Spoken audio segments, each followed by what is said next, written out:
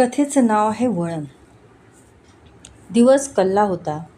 माळावरच्या सुकलेल्या गवताला एक प्रकारची तांबूस झाक आली होती. धुरळा उडवत जाणारी एसटी आत्ताच दिसेनाशी झाली होती आणि मागे उरली होती फक्त एक उदास शांतता. त्या शांततेलाही जणू काही स्वतःचा एक आवाज होता.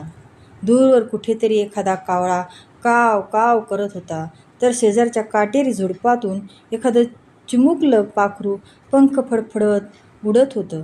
उन्हाचा कडवटपणा आता ओसरत चालला होता, पण दिवसभर अंगावर बसलेली उष्णता अजूनही मातीच्या वासात रेंगाळत होती.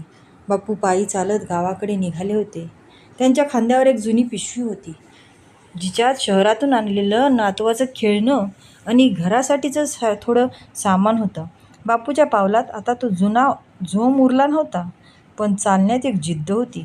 वळणावरच्या लिंबाच्या झाडाखाली पांडवा बसला होता. तंबाखू मळत त्याने बापूकडे पाहिलं. "काय बापू, झाला का फेरा?" पांडवानं विचारलं. "होय, झाला की." बापू थांबले. त्यांनी कपाळावरचा घाम पुसला. "आणि शहरात आता राहवत नाही राव. माणसं घराच्या खुराड्यात कोंबड्यागत वाटतात.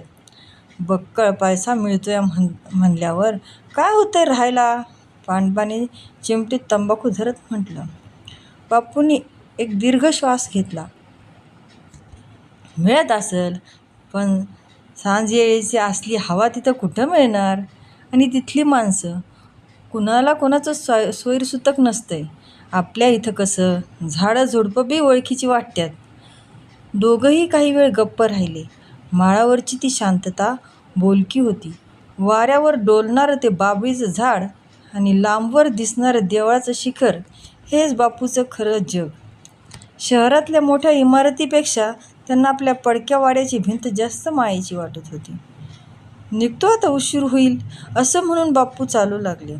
त्याच्या मागे फक्त त्यांच्या पावलांचा आवाज येत होता. सूर्य मावळतीला गेला होता आणि अंधार हळूहळू जमिनीला कवेत घेत होता. बापूंच्या म्हाताऱ्या डोळ्यात मात्र आपल्या घराचा कंदील लुकलुकत होता. बापू चालू लागले खरे, पण पाय जड झाले होते. वळण ओलांडलं की गावाची शिव सुरू व्हायची. तिथं मारुतीचं देऊळ आणि त्यांच्या कट्ट्यावर बसलेली 4 म्हातारी माणसं. बापूच्या डोळ्यासमोर शहरातला तो फ्लॅट आला. 10व्या मजल्यावरचं ते घर, जिथं खिडकी उघडली की फक्त सिमेंटची जंगलं दिसायची.